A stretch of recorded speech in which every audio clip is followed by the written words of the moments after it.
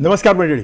ज्येष्ठ नागरिकांना आठवणींच्या दुनियेत घेऊन जाणारा, त्यांच्या नाट्यसंगीताच्या स्मृतींना उजाळा देणारा आणि त्यांच्या जीवनामध्ये चैतन्य खेळवणारा उत्तरार्ध हा कार्यक्रम.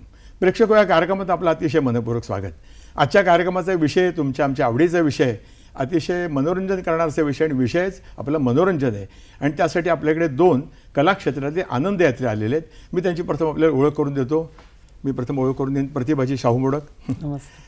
या ज्येष्ठ कवयित्री आहेत आणि त्या शाहूरांच्या आठवणी आपल्यासाठी जागवणार आहेत.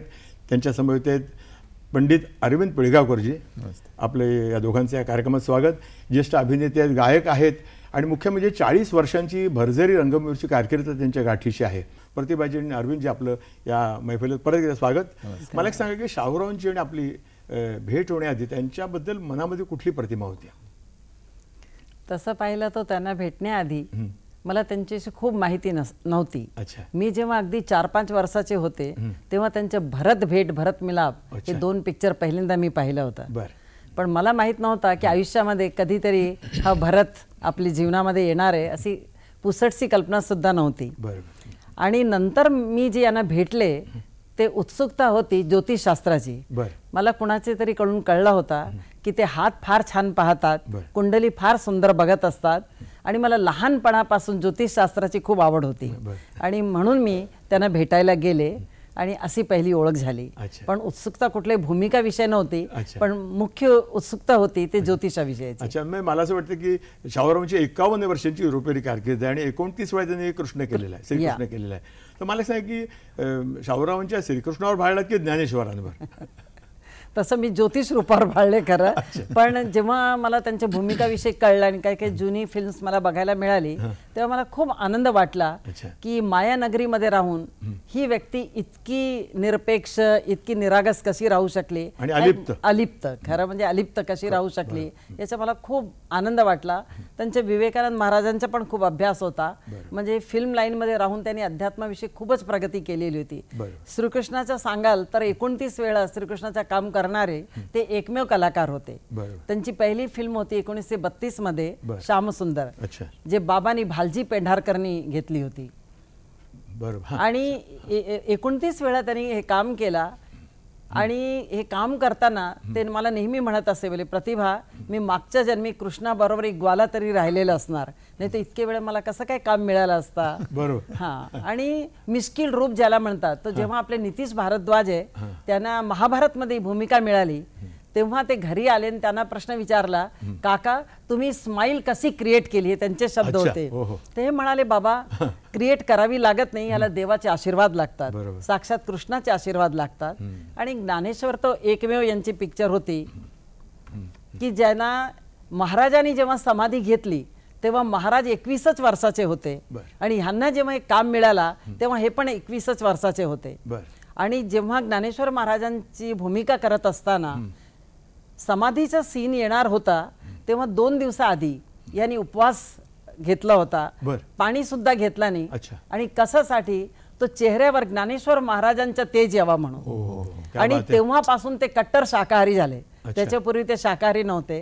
आणि इथे योगायोग असा आहे की ज्या वर्षी ज्ञानेश्वर महाराजांचा पिक्चर झाला त्याच वर्षीचा माझा जन्म आहे. म्हणजे आमच्या वयामध्ये 20.5 वर्षाचा अंतर होता.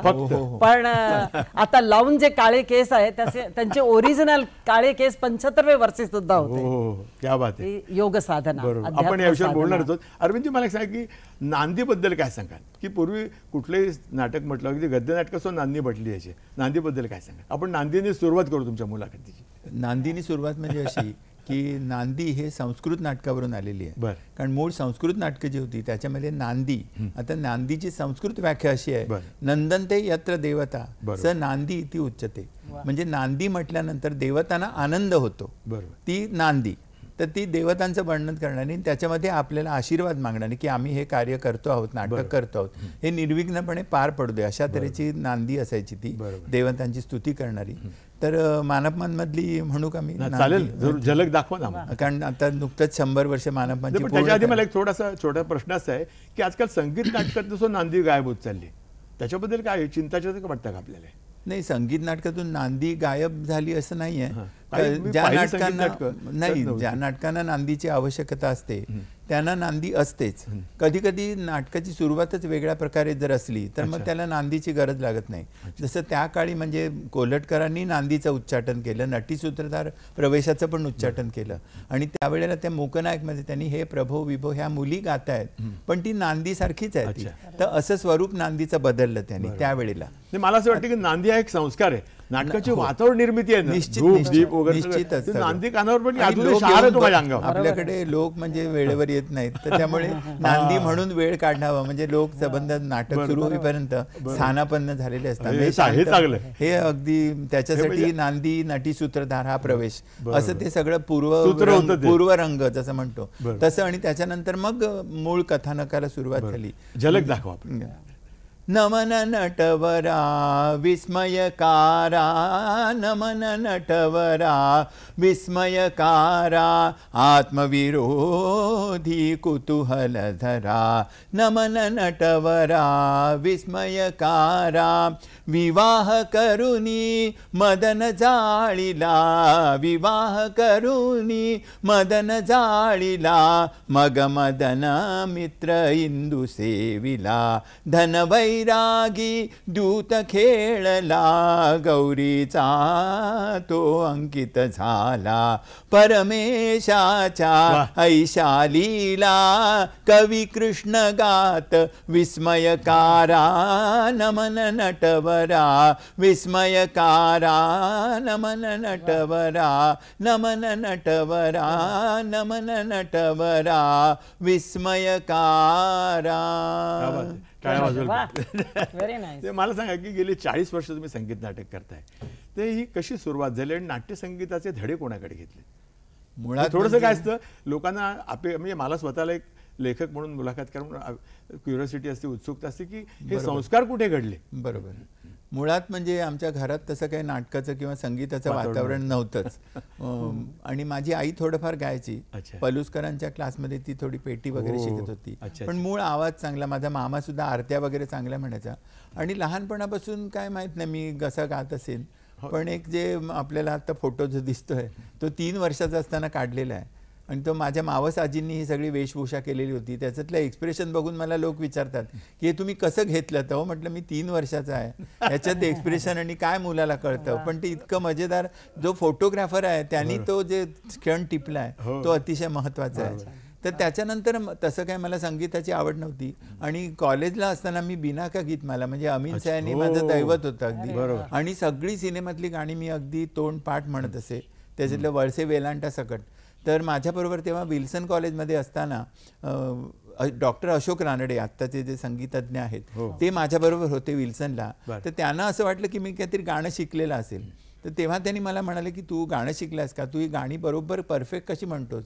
तर म्हटलं मी तुम्ही काय ते आऊ करता, मला काय आवडत नाही ते. इतकं माझं म्हणजे गाण्याचं संगीताचं ज्ञान होतं. तर ते म्हणाले की तुझा आवाज चांगला आहे, तू शिक गाणं. आणि तिथून मी सुरुवात केली गाणं शिकायला. म्हणजे कॉलेजमध्ये असताना 57 साली. इतरांच्या मानाने म्हणजे बऱ्याच उशिरा मी सुरू केलं. पण काय सांगता येत नाही. मी बसल्यानंतर क्लासिकल म्हणजे पंडित के डी जावकर म्हणून आमच्या इथे राहायचे, त्यांचे किराणा घराण्याचे होते ते, त्यांच्याकडे मी शिकायला सुरुवात केली. आणि मला बसल्यानंतर ते राग आणि ताल असं ऑटोमॅटिकली येत गेलं. त्यामुळे कदाचित आणखी आवड निर्माण झाली की चर्चा अशी चालू. एक दूरध्वनी येतोय, रवींद्र कुडाळकर नाशिक. हा बोला बोला रवींद्रजी बोला. हा नमस्कार, मी रवींद्र कुडाळकर नाशिकहून बोलतोय. बोला बोला. आजच्या दोन्ही पाहुण्यांना नमस्कार. प्रतिभाताई मी अहमदनगरचा आहे आणि शाहू मुडेक अहमदनगरला होते. चितळे रोडला त्यांचा बंगला आहे, तिथून जाताना त्यांची आठवण नेहमीच येत असते. आणि आपल्यालाही मी बालगंधर्व भेटलेलो आहे एकदा. मला 2 प्रश्न आपल्याला विचारायचे आहेत. पहिला प्रश्न असा की अहमदनगरमध्ये शाहू मुडेकांचं जे वास्तव्य होतं त्यातल्या तुमच्या सहवासाच्या एखादा क्षणाची आठवण आम्हाला सांगितली तर बरं वाटेल. दुसरं असं की आपल्याला ज्योतिषशास्त्राचाही छंद आहे, त्या दृष्टीने देव दैव आणि नशीब यावर आपण कितपत विश्वास ठेवता. दुसरा प्रश्न अरविंद पेळगावकरांना एक विचारायचा आहे की आजच्या संगीत क्षेत्रामध्ये आजच्या युवक पिढीला असं वाटतं की कमी कष्टामध्ये यश संपादन करून झटपट आपलं नाव व्हावं, पण त्यासाठी काही यशाची चतुसूत्री तुम्ही सांगाल का? धन्यवाद. प्रतिभाजी सांग. अहमदनगरची खूप आठवणी आहे, कारण की शाहू मोडकांना माझे पती त्यांना मी नगरलाच भेटले होते. आणि फार मोठी कहाणी आहे. मी नगरला जैन साध्वी म्हणून 9 वर्ष होते. अच्छा. आणि तिथे असताना ते फार मोठे ज्योतिष आहे म्हणूनच मी त्यांना भेटायला माझा हात दाखवायला गेले होते. आणि जेव्हा एका जैन साध्वीने पुरुषाला स्पर्श पण करायचा नसतो तेव्हा 3 फुटावरून माझा हात पाहून त्यांनी सांगितलं की आप बहुत जल्दी ये आश्रम छोड़ देंगी. किंवा माझी मातृभाषा हिंदी आहे तेव्हा मला मराठीचा एक शब्दही येत नव्हता. तर तेव्हा त्यांनी सांगितलं की आप बहुत जल्दी ये आश्रम छोड़ देंगे. और 4-5 महिने नंतरच मी तिथून बाहेर पडले. ती माझी त्या घराची खूप सुंदर आठवण आहे. अजूनही तो वाडा तिथे तसाच आहे आणि खूप लोकांना घरावरून जाताना यांची आठवण येत असते. दुसरा आपण ज्योतिषाचा विचारला तर ज्योतिषाला मी गाईडलाईन मानते. आता आपण ऐकलं असाल की क्रिकेटचं खूप ज्योतिषांनी भविष्य सांगितलं, पण काय असतो नावासाठी सांगणं, पैसेसाठी सांगणं हे वेगळं आहे आणि तुमच्या आतून इंट्युशन म्हणून सांगणं हे फार वेगळा पॉईंट आहे. तर ज्योतिष एक साधना आहे आणि गाईडलाईनने खूप फरक पडू शकतो की तुमचं काय होणार आहे हे. थोडं चांगल्या ज्योतिषाकडून जर गाईडलाईन मिळाली तर तुम्हाला दिशा सापडेल आणि तुम्ही जीवन जास्त संपन्न आणि चांगला करू शकता असं मला वाटतंय. त्यांनी विचारलं तुम्हाला एक प्रश्न अरविंदजी. हो, हे झटपट विद्या जी करायची आहे ती हल्ली फारच बोकाळलेली आहे. कारण आताच आपण बघतो फास्ट फूड, जंक फूड जे काय माणसं मिळेल ते खात असतात आणि मोठ्या चवीने खात असतात. परंतु संगीत क्षेत्रामध्ये असं नसतं. ज्या आपल्या भारतीय कला आहेत त्याच्यामध्ये कुठलाच मार्ग सोपा नाही आहे. आपल्याला प्रत्येक विद्या ही गुरुकडून घ्यायला लागते. आणि वेस्टर्न म्युझिक जे आहे ते तुम्ही नोटेशनवरून तुम्ही शिकू शकता. परंतु काय होतं त्याच्यामध्ये मेकॅनिकल जे असतं ना ते गुरुकडून विद्या घेतल्यानंतर तुम्ही त्याच्यातले बारकावे, त्याच्यातले खास कळगे जे काय असतात ते गुरु अतिशय सुंदर शिष्यालाच. आणि गुरु शिष्याचं हे नातं फक्त आपल्याकडेच आहे. टीचर आणि स्टुडंटचं नातं वेगळं आणि गुरु आणि शिष्य हे जे नातं आहे, किर्लोस्करांनी त्यांच्या गाण्यामध्ये म्हटलं आहे का, कोण तुझं सांग, त्याच्यामध्ये गुरुला त्यांनी मातेच्या पदवीला बसवलेलं आहे. क्या बात आहे. की शिष्याला ज्या माता ज्याप्रमाणे दुग्धपान करून मुलाचं संगोपन करते त्याप्रमाणे गुरु हा शिष्याला विद्यामृत पाजून त्याचं संवर्धन करत असतो. तेव्हा इतक्या मोठ्या पदाला पोचल्यानंतर तुम्ही त्याप्रमाणे गुरुकडूनच विद्या घेतली पाहिजे. तर ती तुम्हाला पुढे आणि त्याला अभिजाततेचा स्पर्श असला पाहिजे. अभिजात जिथं असतं तिथे परमेश्वराचं वास्तव्य असतं असं मला तरी वाटतं. तर त्याच्यामुळे तुम्ही त्या दृष्टीने जर शिकलात तर आता झटपट तुम्ही विद्या मिळून उद्या टी व्हीवरती याल, रेडिओमध्ये गाल हे होतं. पण ते टिकत नाही फार काळ. तुम्हाला जर आपलं आता आमच्या वयाकडे बघून तुम्हाला वाटतंय मी आता इतके वर्ष जो उभा आहे तो मी गुरूंच्याकडून जी विद्या घेतली त्या विद्येच्या जोरावरच मी आज इथपर्यंत उभा आहे. मी भले कुठे आसमानात गेलो नसेल पण मी जिथं आहे तिथं मात्र स्टेडी आहे. हे मला याचा खूप अभिमान वाटतो. तुम्हाला तरुण पिढीला हेच सांगायचं वाटतं की तुम्ही झटपट विद्येच्या मागे लागू नका. ती तुम्हाला फार काळ उपयोगी पडणार नाही. आत्ता लगेच झगमळकाटामध्ये तुम्हाला बरं वाटेल परंतु काही दिवस ओसरल्यानंतर तुम्हाला ती विद्या उपयोगी पडणार नाही. तर जी तुम्ही चिरकाल टिकणारी अशी विद्या शिकाल त्याच्यात तुम्हाला उपयोग होईल. एक दूरध्वनी येतोय. निलिमा करंदीकर, चेंबूर. हा बोला. निलिमा करंदीकर बोलते चेंबूरहून. हा बोला. सगळ्यांना नमस्कार. मला आतापर्यंत कृष्ण माहिती होता पण या कृष्णाची खरी राधा माहित नव्हती. तिची आज ओळख झाली असं मला वाटतंय. आणि पेगावकरांनी असं वाटतंय की पूर्वी गाणं म्हणायचे त्यात एक भावगीत सुद्धा त्यांचा तो उडून जा पकडा. हा, तर ते असं काहीतरी म्हटलं तर मजा येईल आणि आनंद वाटेल. कारण अशा कार्यक्रमाने आम्हाला आनंद वाटतो. नमस्कार सगळ्यांना. ओके. मला असं वाटतं की चर्चा छान चाललेली आहे. भेटूया का छोट्याशा विश्रांतीनंतर. मित्रांनो, उत्तरार्ध कार्यक्रमात आपलं अतिशय मनपूर्वक स्वागत. परत एकदा स्वागत. मॅडम, आज म्हटलं रामनवमीचा चांगला दिवस आहे. तर मला एक सांगा की त्यांनी ज्ञानेश्वर केलेला आहे, कृष्ण केलेला आहे, पण रामाची भूमिका केली आहे का शाहूरावांनी? हो. अच्छा. रामाची भूमिका म्हणजे रामायण मधले त्यांनी सगळेच पार्ट केले. ते राम झाले, ते विभीषण झाले, ते लक्ष्मण झाले, ते भरत झाले, ते वाल्मिकी झाले, ते तुलसीदासजी झाले. केवळ रावण सोडून त्यांनी सगळी भूमिका केली कारण तशी त्यांचं व्यक्तिमत्वच नव्हता. रावणाची प्रवृत्ती नव्हती, प्रवृत्ती नव्हती, व्यक्तिमत्वही नव्हता. सगळे केले. आणि त्यांच्या राम भक्त हनुमान, राम लक्ष्मण हे 2 पिक्चर खूप गाजलेले होते. वाल्मिकीमध्ये केलं. तुलसीदासजीचं त्यांनी 3दा काम केला. आणि भूमिकन्या सीता एकमेव नाटक जेव्हा थिएटर नव्हते, काही व्यवस्था नव्हती, तेव्हा ज्योत्स्नाबाई भोळे सीता होते आणि हे राम होते. मला वाटतं रांगणेकरजींचा होता. येस. आणि खूप गाजला होता त्या काळी नाटक. मला सांगा अरविंदजी, तुमची आणि रामाची गाठभेट झाली का नाटकामध्ये? हो झाली. भरत भेट झाली का? हो हो, मी भरत आणि नारायण गोडसराव असं 76 साली जे धाडीला राम तिने कावनी हे नाटक मूळ संस्कृत नाटक 2000 वर्षापूर्वी भास या कवीनं लिहिलेलं संस्कृत नाटक प्रतिमा.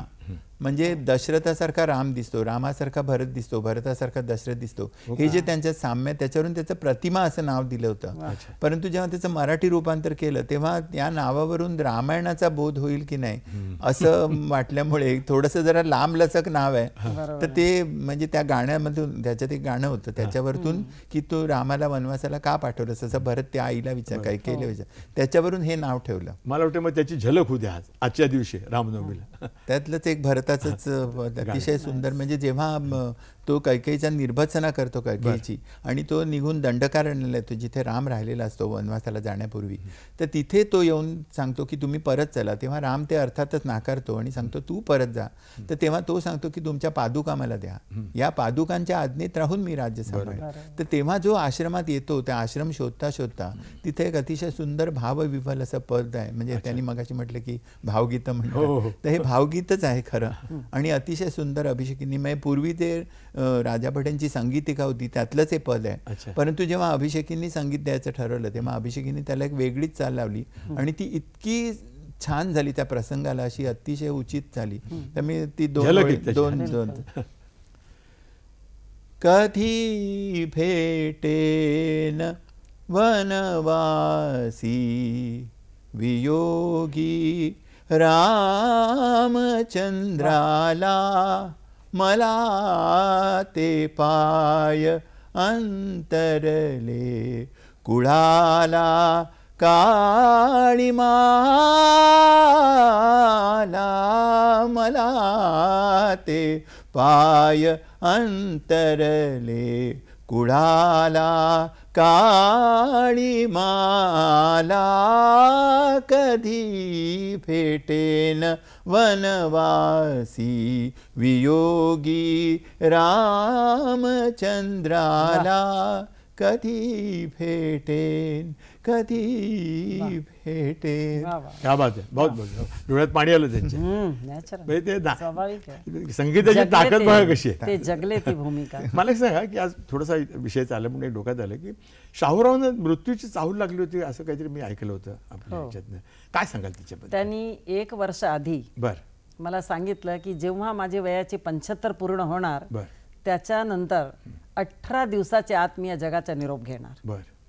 तर तुम्ही कल्पना करा, 1 वर्ष मृत्यू बरोबर जगायचं म्हणजे प्रत्येक दिवशी विचार करायचा आता एक दिवस कमी होते दिसते आणि नाहीशी होणार, एक दिवस कमी होते. पण तसं ज्योतिषशास्त्रामध्ये ॲक्च्युअल मृत्यू सांगणं सांगितलेलं नाही आहे की असं सांगू नये, पण त्याला एक अध्यात्माची शक्ती लागते.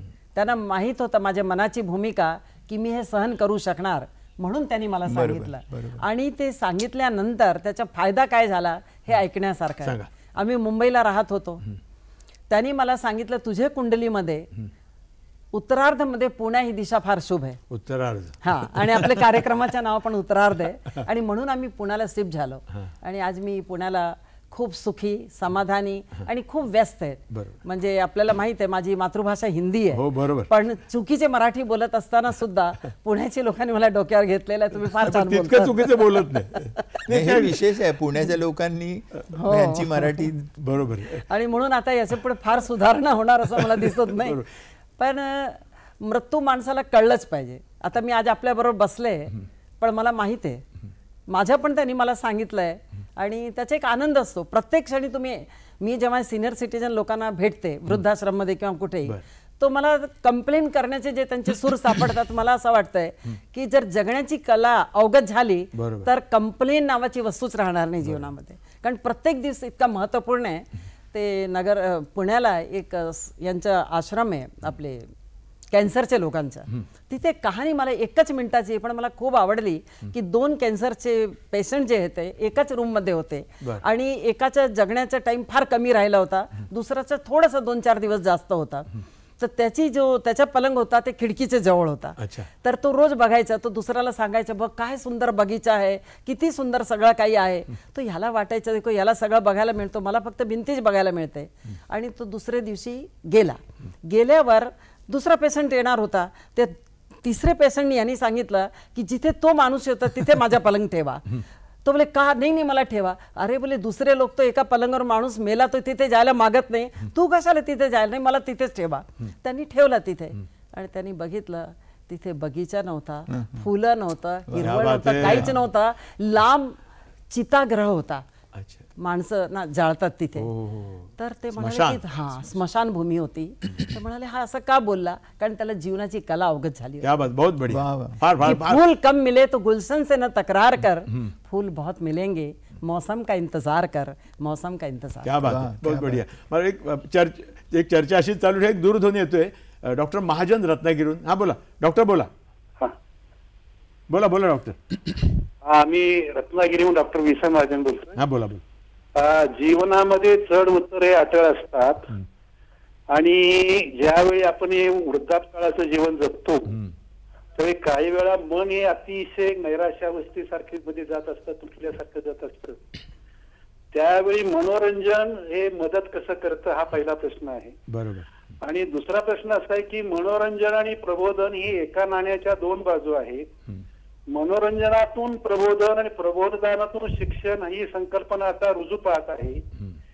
याबाबत आपलं मत काय आहे आणि मनोरंजनातून आपल्याला कसं या नैराश्याकडं तोंड देता येईल किंवा सामोरं जाता येईल याबाबत आपला काय जीवनामध्ये असणारा एखादा प्रसंग, एखादा दुसरा प्रसंग जर आम्हाला सांगितला काय तुम्ही सांगा. मनोरंजन कसं, आनंद कसा मिळू शकेल, एखादा प्रसंग तुमच्या. नाही, मला वाटतं माणसाला ही कला, कुठली तरी कला अवगत पाहिजे.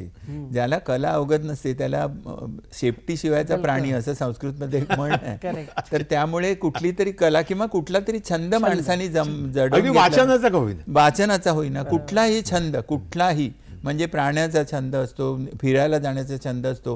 जर तुम्ही पर्यटन आहे, हो पर्यटन आहे, किंवा नुसतं जरी समजा पर्यटन परवडत नसेल तरी सुद्धा आपण फिरायला जाणं मोकळ्या हवेमध्ये, त्याच्यानी मोकळे विचार करणं, दुसऱ्यांच्या बरोबर संपर्क साधणं, हे शेवटी आपल्याला उत्तरार्धामध्ये आपल्याला उपयोगी पडतात.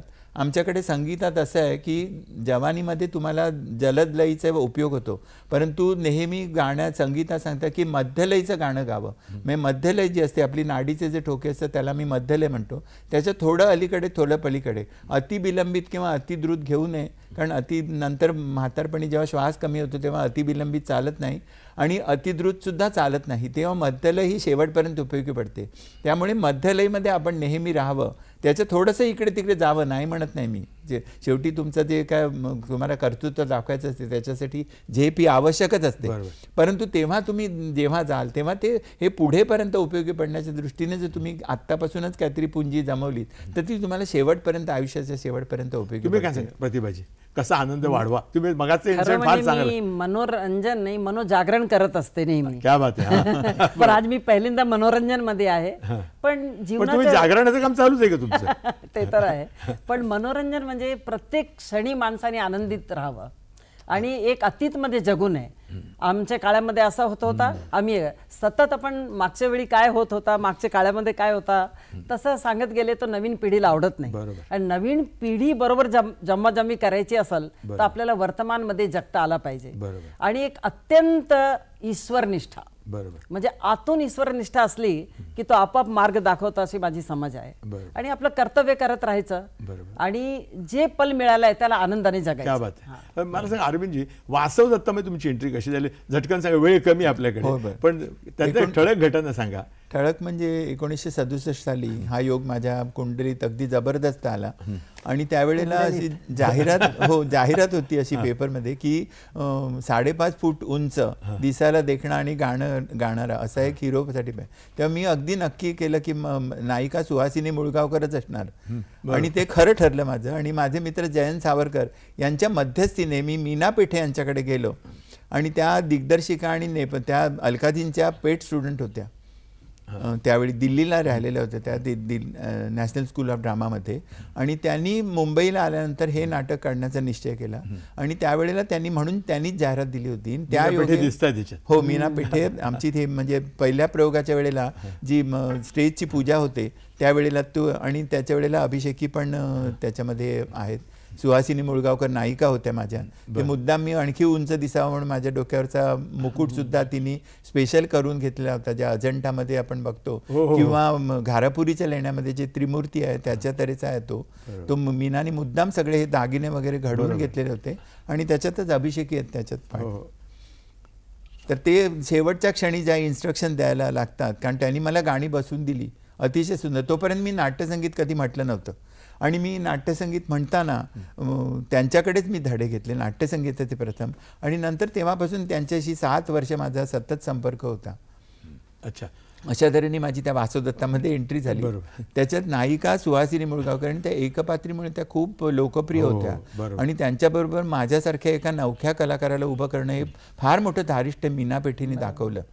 त्याचं मला खूपच कौतुक. आणि दुसरी हिरोईन माझी ललिता केंकरे, ह्या दोघीही माझ्यापेक्षा वयाने आणि अनुभवाने खूपच सिनियर होत्या आणि त्या मानाने मला म्हणजे एक जो ब्रेक मिळाला आणि त्याचा मात्र मी खरोखर प्रामाणिकपणे मी जे काय काम केलं असेल त्याचं फळ मला मिळालं असं वाटते. आणि त्या नाटकाच्या जोरावरती मी आजपर्यंत आज जो मी काही हिरो म्हणून उभा आहे तो त्या नाटकापासून माझी 67 साली सुरुवात झाली. एक आपल्याला चर्चा चालू ठेवूया, एक दूरध्वनी घेऊया. डॉक्टर प्राजक्ता मुळे मुलुंड. हा बोला मॅडम. हॅलो, मी डॉक्टर प्राजक्ता मुळे मुलुंडहून बोलते. हा बोला बोला. मला एक विचारायचं, प्रतिभाताईंना कधी असं या ग्लॅमरस वर्ल्ड मध्ये शाहूच्या बरोबर काम करावं असं वाटलं नाही का? कारण इतक्या सुंदर दिसतात त्या आणि म्हणजे कुठेच कमी नाही. आणि दुसरी गोष्ट, अरविंद पिळगावकरांना म्हणायचं, मला खरं लक्षात नाहीये पण तुमचं काय उदयराज गोडबोलेंचं ते गाणं प्रीती संगम नाटकातलं ते एखादं म्हणालात तर फार उत्तम होईल. We will be happy. Okay, thank you very much. गाणी येतीलच. हा सांगा प्रतिभाची. काम करावंसं वाटलं. मला हसू येते कारण की जेव्हा आमचं नवीन लग्न झालं होता तर आजचे जे सचिन पिळगावकर आहेत त्यांचे वडील यांच्याकडे एका पिक्चरसाठी आले होते आणि मी चहा घेऊन गेले तर ते म्हणाले की शाहूराव फक्त आरतीचं सीन आहे, वहिनीनं घ्या ना.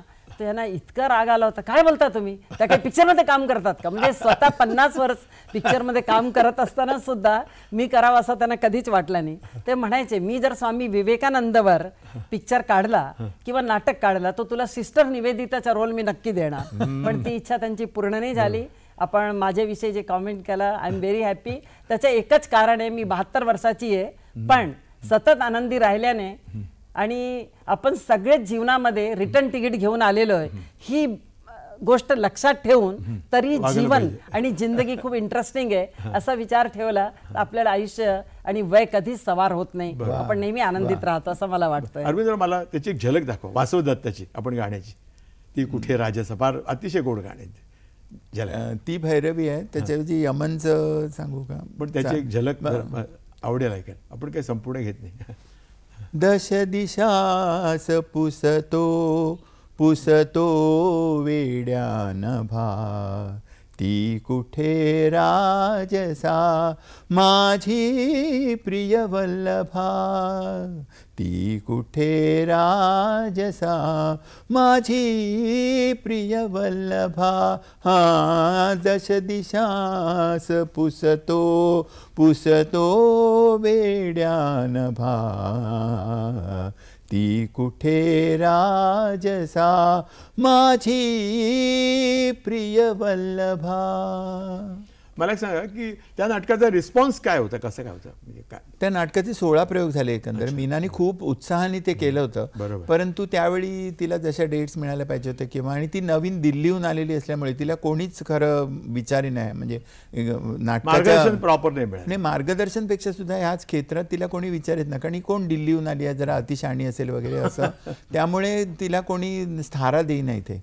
तर फक्त अण्णांनी मात्र, हा मला भालचंद्र पेंढारकरांचा एक अपवाद करायचा वाटतो की ज्याप्रमाणे त्यांचे वडील आणि केशवराव भोसले यांनी नवनवीन प्रवाह आणले नाट्यसृष्टीमध्ये, तसं त्यांनी गौरीशंकर, जय जय गौरीशंकर या नाटकाचं लायटिंग करायला मीनाला चान्स दिला होता. तिचं पुस्तकात नाव आहे प्रकाश योजना मीना पेठे असं. आणि मुंबई मराठी ग्रंथसंग्रहालयातर्फे शारदा नाटक त्यांनी बसवलं होतं, तेव्हा तिने बसवलं होतं आणि त्याच्यात मच्छिंद्र कांबळीने मला सांगितलं की मी त्याच्यात तिच्या हाताखाली काम केलं होतं त्यावेळेला. तर त्यामुळे पण तिला काही स्वस्थ बसता येईना, त्यामुळे तिला कुठून तरी उर्मी प्रचंड होती की आपण काहीतरी केलं पाहिजे, म्हणून तिने हे नाटक अगदी सगळं नवनिर्माण केल्यासारखं सगळं केलं. त्याच्यात सुहासिनीला घ्यायची, अभिषेकींचं म्युझिक, असं सगळं ग्लॅमरस होतं. परंतु जसा रिस्पॉन्स पाहिजे होता तसा मिळाला नाही. मी तालमीला हजर राहिलो होतो. बरोबर. पण दुर्दैवाने काय झालं, ते वसु भगत यांनी लिहिलं होतं, परंतु ते जसं लिहिलं होतं तसंच तिने मग त्यांची त्याच्यावर चर्चा होऊन किंवा फायनलाइज करणं असं काही वेळ मिळाला नाही. त्यामुळे होतं त्याच्यावरच काम करून ते नाटक लवकर आलं ते, आणि त्यामुळे मग त्याला जसा रिस्पॉन्स मिळाला पाहिजे. आणि शेवटी तुम्हाला माहिती आहे नाटक हे रन करायला लागतं. पहिल्या प्रयोगापासून एक कट्यार सोडलं तर अशी कुठलीही नाटकं, अगदी अपवाद सोडली तर पहिल्या प्रयोगापासून उचललं गेलेलं नाटक असं कुठलंच नाही. आणि संगीत नाटकाला मत्स्यगंधात सुद्धा आपल्याला 50-60 प्रयोग असे खर्ची घातल्यासारखे झाले होते. तर त्याच्यामुळे 16 प्रयोग झाले आमचे. खरं तर ती 2 प्रयोगानंतर बंद करायला निघाली होती, पण अभिषेकीने मध्यस्थी करून सुहासिनीबाईंना सुद्धा सांगितलं की तुम्ही असं करू नका, तुम्हाला काय तसं कमी नाही, तो मुलगा नवीन आहे, त्याचंही त्याच्यावरती अवलंबून नसलं तरी सुद्धा त्याला चांगला रोल मिळालेला आहे, तर तुम्ही तिला मदत म्हणून तुम्ही करा, असं अभिषेकींनी अतिशय मध्यस्थी करून त्यांनी ते नाटक तिला चालवायला लावलं. आणि त्याच्यानंतर आम्ही 16 प्रयोग केले. त्याला बऱ्यापैकी पुष्कळ. मला वाटतं की तुम्हाला छान त्याच्यात ब्रेक मिळाला. मी अजूनही खरोखर प्रयोग म्हटल्यानंतर वासव दत्ताच्या आठवणीत मला तरी येते आणि इतरांना येते. मी प्रतिभाजींना सांगणार आहे की या क्षणाची शीघ्र कवी आहे, त्यामुळे या क्षणाची एक त्यांनी कविता शेवटी ऐकवायची. आपण भेटूया की छोट्याशा विषयांत. ही चर्चा अशीच चालू राहील. मित्रांनो, उत्तरार्ध या कार्यक्रमात आपलं परत एकदा स्वागत. मी या ठिकाणी प्रतिभाजींकडे वळणार आहे की शाहू मोडक यांचे व्यक्तिमत्व अतिशय आटोपशीर, एकदम अतिशय शिस्तीचं असे, आणि तुमचं एकदम आगळपगळ असं ऐकून ही जोडी कशी जमली संसारातली? फार सुंदर प्रश्न आहे. माझा एक स्वभाव आहे की एक तर कुणाला आपलं मानायचं नाही, आणि मानल्यावर त्याचे गुण दोषा सकट पूर्ण त्याला मानायचं. आमचं लग्न झाला, एक जैन साध्वी, एक फिल्म कलाकार, धर्माने ख्रिश्चन, हे सगळं वेगळं वेगळं प्रकार असताना आणि त्यांचे स्वच्छतावर एक भला मोठा ग्रंथ किंवा एक मोठी फिल्म काढता येईल अशी स्वच्छता होती. हे इंडस्ट्रीचे त्यांच्या काळातले सगळे लोकांना माहिती आहे. असं असताना सुद्धा 1 वर्ष बरंच काहीतरी समस्या आली समोर की कसं जमणार, काय जमणार. पण नंतर खूप छान सूर सापडले, कारण त्यांच्यामध्ये जे काही चिरंतन मूल्य होते ते इतके जबरदस्त होते की त्याच्यावर मी 7 जन्म सुद्धा ओवाळून टाकले. की जे काही फिल्म आर्टिस्ट म्हणजे बायका यायची कलाकार, भाभी जी आप आए ना तो हमारी एंट्री हॉल में होने लगी, नहीं तो साहू साहब हमको बरामदे से कटा देते थे. आता हे शब्द ऐकताना इतकं बरं वाटायचं एक स्त्री म्हणून. नाही, ऍक्च्युअली काय माहितीये का, एक अशी म्हण आहे, एक वेळी धोबेशी संसार करा पण सिनेमा नटाशी नाही. आणखी काय सांग? नाही, आणि त्यांचं खूप जीवन सुंदर होता. कधी आम्हाला असं आला नाही की आपल्याला जमत नाहीये किंवा असं कधीच वाटलं नाही. आणि ते रसिक होते. मी कुठली कविता केली की मला इतकी घाई असायची की ते बाथरूम मध्ये असायचे तरी मी म्हणायचे, ऐका ना मी छान लिहिलंय, मी बाहेर येणार आहे ना. म्हटलं नाही तरी ऐका, ते आत आणि मी बाहेर, तरी मी माझ्या कविता ऐकवण्याच्या. एकदाची फार मोठी गंमत झाली की हे नगरला जात होते, तर मी यांना एक सुंदरसा हिंदीमध्ये, तेव्हा मराठी एक वाक्य येत नव्हता, एक हिंदी पत्र लिहिला आणि त्याच्या शेवटी 2 लाईन लिहिली की तुम्हे राह में फूल मिले और मिले सभी आनंद. हे लिहिला आणि मग यांना खूप आवडली. बाहेर आल्यावर ते म्हणाले खूप छान आहे. मैंने कहा ये तो कविता मैं अपनी सब सहेलियों को जाते समय देती थी. त्यांनी असंच ठेवला आणि मला वो बासी फूल मुझे क्यों दिए. आणि ते जरा से 2 मिनिट आतमध्ये जाऊन आले आणि मी एक नवीन 4 ओळी केली कि जन्म जन्म से मेरे मन की दिव्य प्रतिमा तुम हो, क्या बात है, नन्ही ज्योति के प्राणों की भव्य प्रतिभा तुम हो. तुमसे मैं रूठूं प्रियतम, मत इतना अंधेर करो, दीप ज्योति से छाया तरु से कैसे रूठे ध्यान धरो. क्या बात है. अंतर में अंकित रखकर दिन रात तुम्हें ही मैं देखूं, पल भर भी स्मृति दूर नहीं, बेचैनी तुम्हें जब ना देखूं. क्या बात है. तुम में बुद्ध देव की करुणा, तुम में रविंद्र की स्फूर्ति, गुरुदेव की दिव्य प्रतिमा, कृष्ण की मंगल मूर्ति. रिक्त न होगा गगन चंद्र से जब तक काल चलेगा, प्रियतम प्रेम प्रदीप प्रतिभा के प्राणों में जला करेगा, प्राणों में जला करेगा. आणि बेहद खुश झाले. पण नाराजी त्यांनी दाखवली, थोडीशी दाखवली, पण त्याच्यातून किती छान निर्मिती झाली. निर्मिती चांगली झाली. पण त्याच्यामध्ये हे 42 वर्षापूर्वीची कविता आहे आणि तोंडपाठ आहे मॅडम ना. It's not a joke.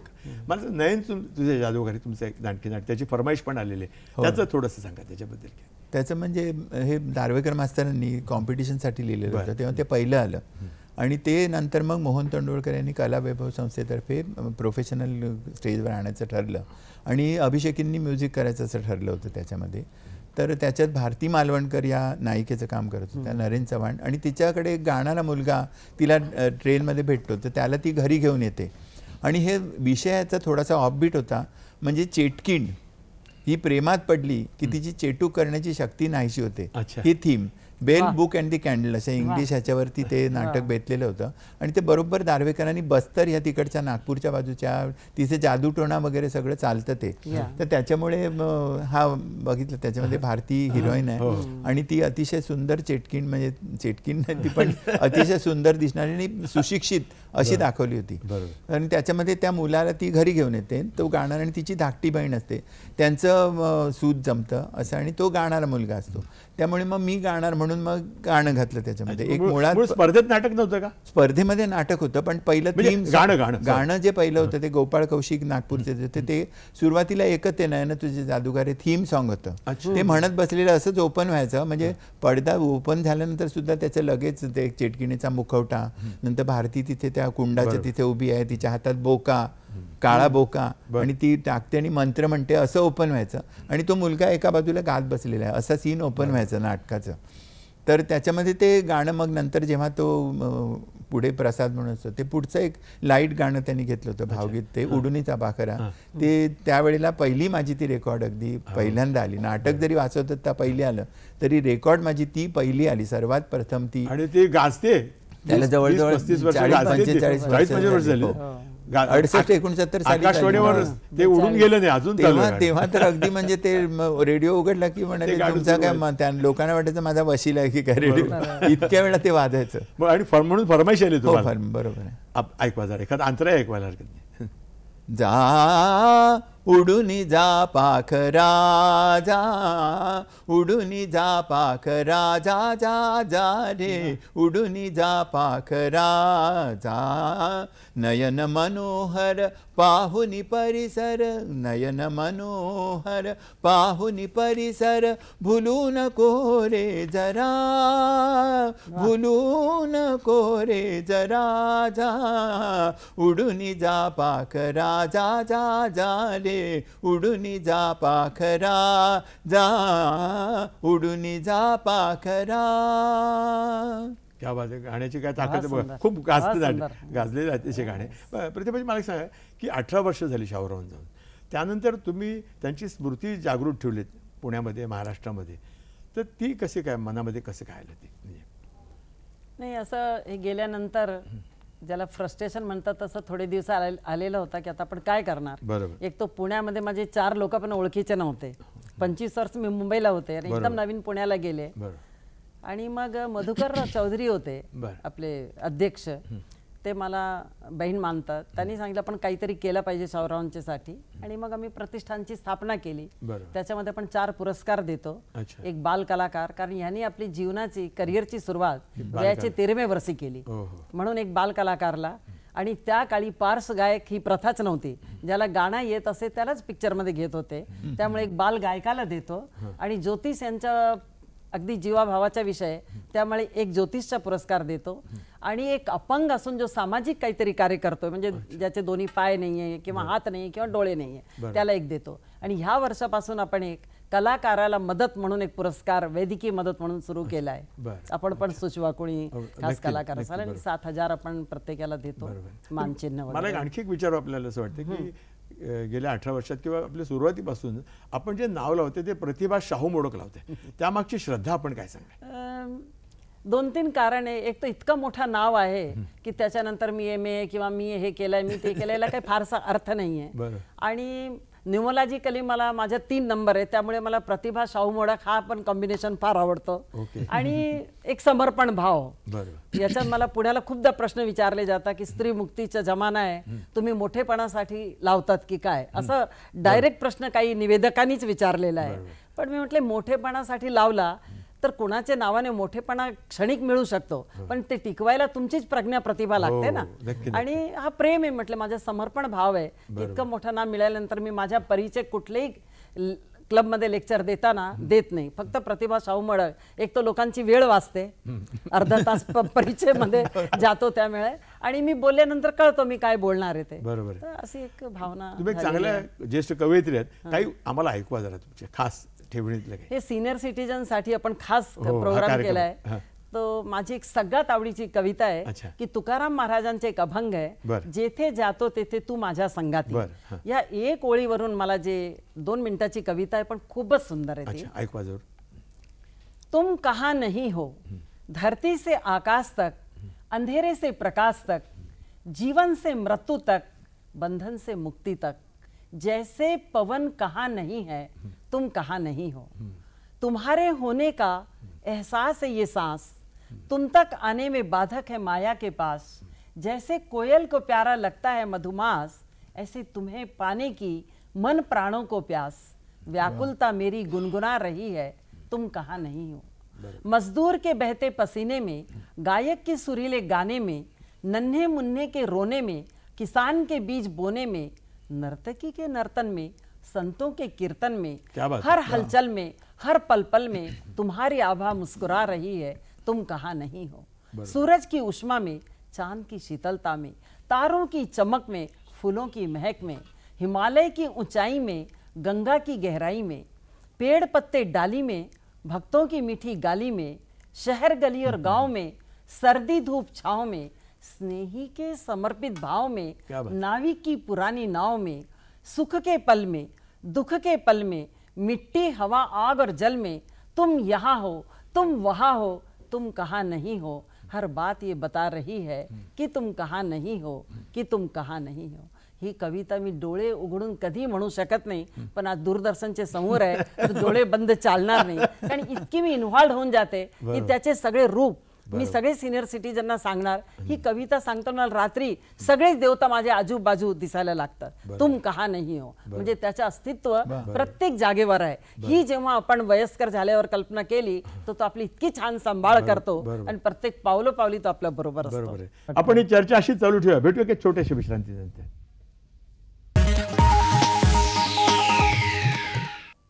Arvind ज्यांच्याकडे वळणार आहे की कमिटमेंट किंवा शो मस्ट गो ऑन असं म्हटलं जातं, तुम्ही काय सांगाल याच्याबद्दल? मराठी रंगभूमीच्या परंपरा काय आहे या संदर्भातली? परंपरा तशी खूप म्हणजे जुन्या म्हणजे बालगंधर्वांपासून सुरुवात करायची. आता मी नुकताच लेख लिहिला त्याच्यावर, मी वाचले. तेव्हा बालगंधर्वांची कन्या मानपांचा पहिला प्रयोग होता 1911 साली, आणि त्यावेळी बरोबर 100 वर्ष 12 मार्च 1911. आणि त्याच दिवशी कंपनीमध्ये तार आली की त्यांची जी लाडकी मुलगी हिरा म्हणून ती, तिचं निधन झालं होतं त्या मुली. आणि तेव्हा खाडीलकरांना, आता कोण सांगणार त्यांना की आपण, तेव्हा खाडीलकरांना सांगितलं की तुम्ही त्यांना सांगा की तुम्ही वडील आहात. तर ते सगळे मिळून गेले त्यांच्याकडे आणि म्हणाले ना आज आपण प्रयोग रद्द करूया. तर ते म्हणाले नको नको, असं माझ्या वैयक्तिक दुःखासाठी मी सगळ्या प्रेक्षकांची, माझ्या मायबाप प्रेक्षकांची निराशा करणं हे योग्य होणार नाही. तर आजचा खेळ होईलच, आजचा खेळ. आणि त्यांनी अतिशय मन लावून काम केलं. इतकं मी भामिनीची जी शृंगारपूर्ण भूमिका, नाही मी बोलत नाथा सवताची भाषी, ही पदं सुद्धा इतकी रंगवली त्यांनी. त्याच्यानंतर ते जे काय व्यवहार करायचं होतं ते म्हणजे क्रियाकर्म वगैरे सगळं त्यांनी केलं. परंतु त्यांनी त्यावेळेला हे अतिशय उदात्त मनाचा मोठेपणा दाखवून त्यांनी प्रयोग पार पाडला आणि लोकांना निराश न करायची ही परंपरा फार जुनी आहे. बरोबर. मला असं वाटतं की आपल्याकडे वेळ कमी आहे, चर्चा आपण चालू ठेवतोय. मला असं वाटतं की जाता जाता आपण एक प्रियपाची झलक दाखवा जरा. हो कारण खूप लोकांच्या आवडीचं गाणं आहे. आता यांना कॉम्प्लिमेंट दिले, म्हणजे नेहमी आमच्या शेजारी रुक्मिणी असते, तर आता मी आता असंच समजतो की, आणि ते प्रिय पहा खरं म्हणजे ते पद खूप मोठं आहे, परंतु त्यात झलक म्हणजे सुरुवात आणि शेवटचं कडवं मी घेतो. आणि याच्यात एका मिनिटात त्याचं खासियत सांगतो की हा बेडरूम सीन आहे आणि बेडरूम सीन मध्ये शेवटी गाणं येतं. म्हणजे रुक्मिणी आणि कृष्ण दोघेच एकांतात आहेत आणि हा बेडरूम सीन कुठल्याही लेवलला जाऊ शकतो.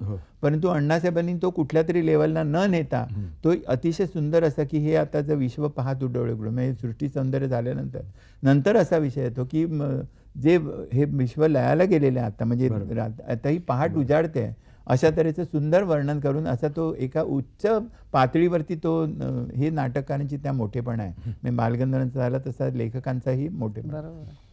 प्रिये पहा रात्रीचा समय सरुनी, रात्रीचा समय सरुनी येत उषकाल हा हा प्रिये पहा सुख दुःखा विसरुनिया गेले जे विश्वलया स्थिती निजती सेवाया उठले की तेची हा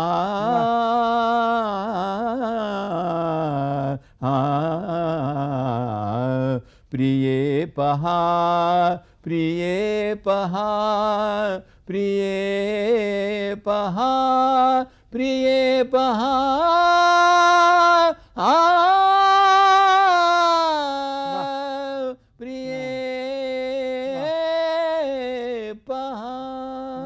क्या बात आहे. टाळी द्याविषयी वाटते मला या ठिकाणी अरविंदराव. मला सांगा प्रतिभाजी, जीवन कृतार्थ झालं असं वाटणार रक्षित काय सांगा? फार सुंदर प्रश्न आहे. खरं म्हणजे यांच्यावर लग्न झालं त्या दिवशीच वाटला होता की आपलं जीवन कृतार्थ झालं. दुसरा, एकदा यांची आकाशवाणीने 6 तासाची मुलाखत घेतली होती. शेवटचा त्यांना प्रश्न विचारला की आपली इतकी छान हेल्थचं, इतकं सुंदर स्वास्थ्याचं रहस्य काय आहे? त्यांनी सांगितलं बिकॉज ऑफ माय बिलिव्हेड वाईफ प्रतिभा. आणि असं वाटलं की आपल्याला सगळंच काही मिळालं त्या क्षणी. मला सांगा की तुम्ही आपल्याला मगाशी म्हटलं होतं या क्षणाचा आनंद सांगणारी 4 वेळी आपण ऐकवणार होता. ऐकवा.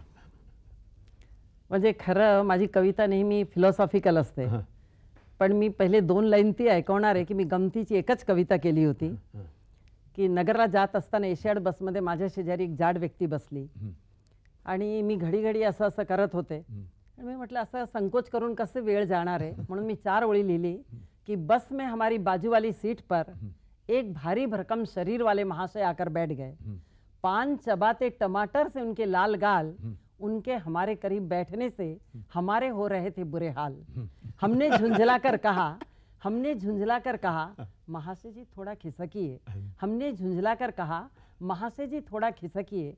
मुस्कुराते हुए उन्होंने कहा इधर या उधर ये तो बताइए, इधर या उधर ये तो बताइए.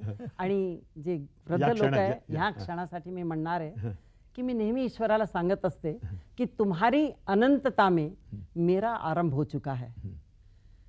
दूर दूर सिद्धि की मंजिल, लंबी लंबी राहें, राग द्वेष के कंकर पत्थर, मुंह के नाग निगलने तत्पर, कहीं अज्ञान अंधकार, कहीं फिसल कर हार, फिर भी जाना है पार, क्योंकि तुम्हारी अनंतता में मेरा आरंभ हो चुका है, मेरा आरंभ. क्या बात आहे, बहुत बढिया. मला असं वाटतं की आपण रोल मॉडेल मी आयडियल रोल मॉडेल खरं तुम्ही दोघ्यात. प्रतिभाजी 72 वर्षाचे आणि आता शरद पिळगाव अरविंद पिळगावकर हे 75 वर्षात ऑक्टोबर पदार्पण करणार आहेत. आज इतक्या अतिशय चांगल्या अवस्थेत चांगली ही मंडळी गातायत, आपल्याला मार्गदर्शन करतायत. अनेकदा काय होतं की साठी आली की काठी घेतो माणूस. ती काठी मानसिक असते, पण ती मानसिक काठी या दोघांनी घेतलेली नाही. आपल्याला खूप चांगलं मार्गदर्शन या ठिकाणी केलेलं आहे, म्हणून मी या दोघांचे सह्याद्री आभार मानतो. तुम्ही आला त्या ठिकाणी खूप मैफल छान रंगवली, त्याबद्दल खूप आपले आभार मानतो.